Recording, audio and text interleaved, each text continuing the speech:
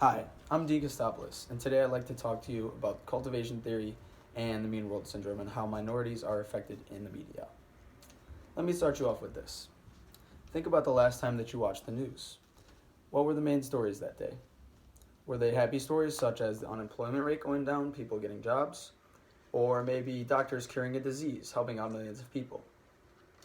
Or were they maybe bad stories such as violent crimes, drug busts, people getting arrested, stuff like that? I would like to argue that it's the latter. Here's the real question. Were the suspects in these stories minorities? The sad truth is that that's probably true. Is it because minorities are inherently more violent? No, I don't think so.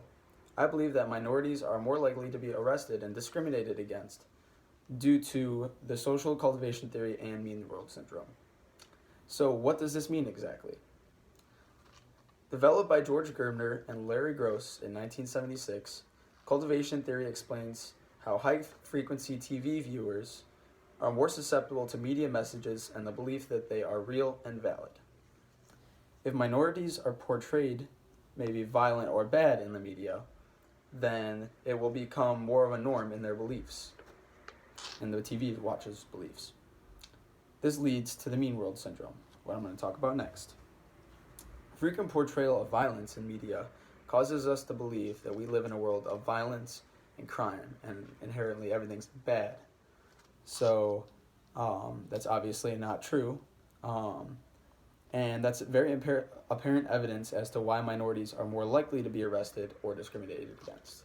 Because if they're being portrayed so bad and violent in the media, and people are watching TV all the time, then they're going to think that these people are inherently bad, which obviously isn't the case.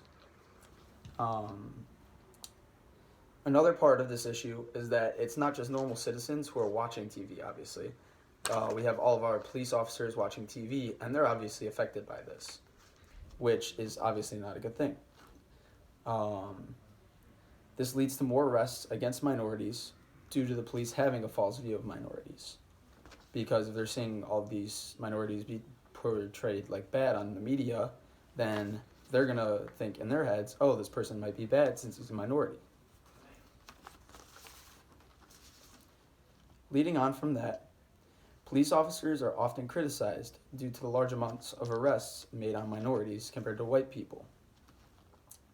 I think that this comes from the other side of what I just talked about, because white people aren't portrayed as bad as much in the media as minorities. And white people are portrayed as violent or criminals much more less than minorities in the media, and that basically, like I just said, causes police officers to make less arrests on white people than minorities. Movements such as Black Lives Matter are trying to combat this right now because of all the police shootings that have been going on, such things as like Trayvon Martin, he didn't have a gun on him and the guy shot him just because he thought he was inherently bad because he was a black man. And I think as a society, we should all be leading the charge towards equality. And that means disobeying the agendas of what the media puts on us. And also, disobeying the agenda of what the media puts on us. And also just being conscious of what we're watching.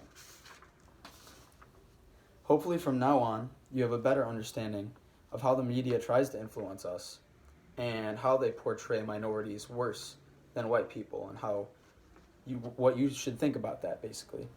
And like I said earlier, I think that everybody should be more conscious of what news stations they're watching and how they portray them in order to change your own views so you don't become affected by the mean world syndrome, because not everybody's bad out there.